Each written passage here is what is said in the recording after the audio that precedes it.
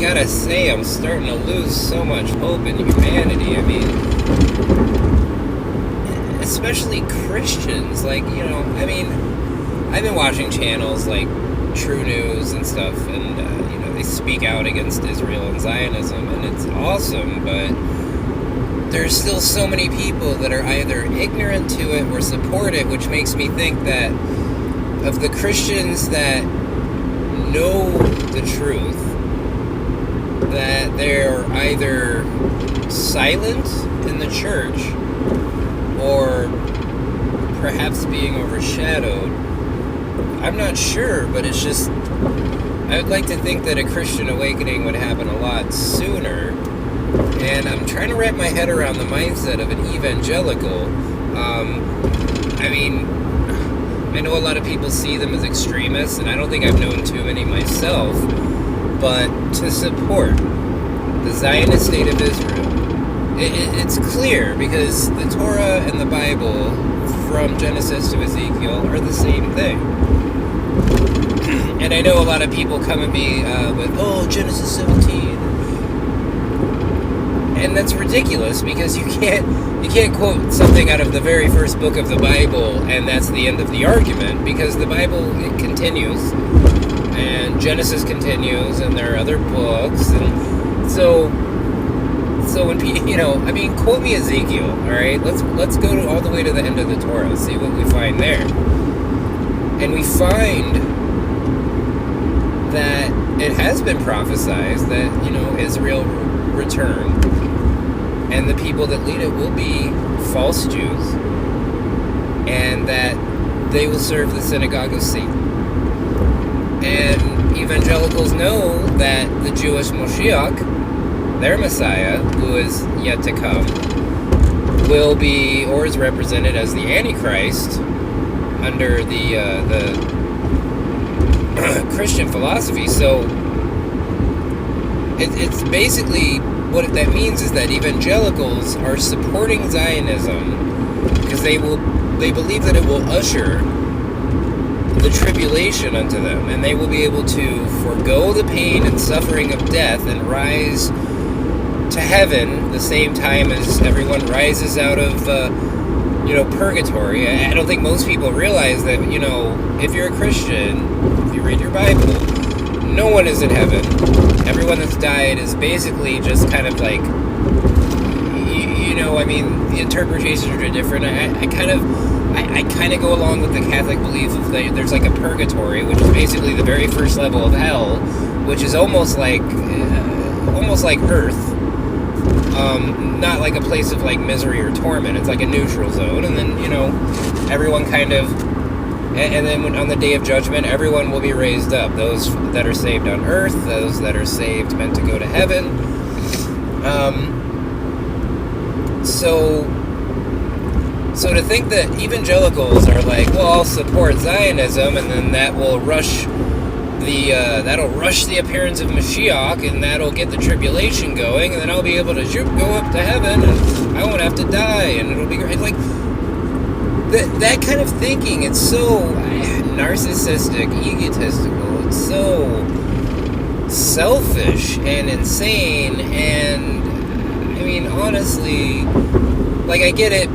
To die is probably painful, but it's something everybody does. We just have to get used to the idea it could happen, and hopefully when it does, it's not too painful. But if you really care about your salvation or your soul, then why would you usher in such great evil and suffering onto the world so that it brings about your own prophecy? It's ridiculous, and I have a hard time wrapping my head around it. It's illogical. Even if you really cared about your salvation, you would know that you're not going to get there by doing evil things. And Zionism is evil. Look at these are people who scream, every criticism of us is anti-Semitic. Never mind the fact that there are 850 million Semites in the world, and Palestinians are Semites, And yet Israelis are not. You're not from the region, pal. Maybe it says you were in the Bible thousands of years ago, but look, it takes 12 generations to evolve to another region. I mean, like, and so where are they from? They're from Russia. They're from Europe. And they migrated all over, and their usury got them kicked out of almost every country there ever was.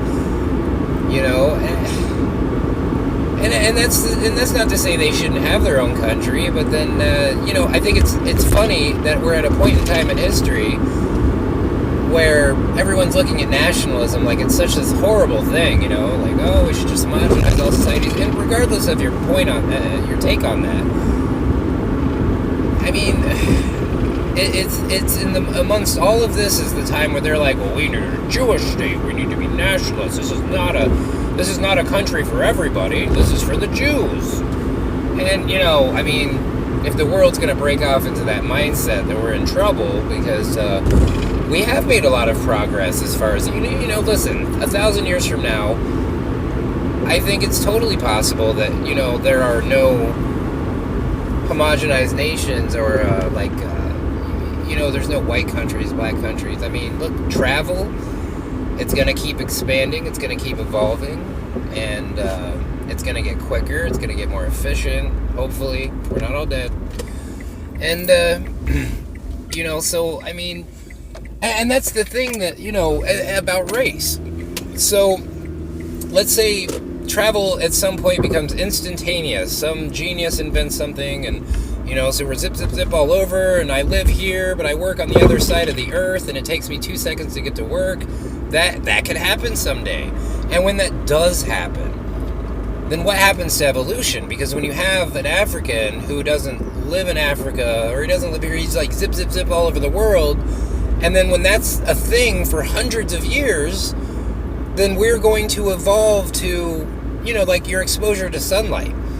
Like maybe because of this instantaneous travel, you're one day in Africa, one day in Asia, one day over here, you're over here, and everyone's doing this, and no one's ever really staying in one place.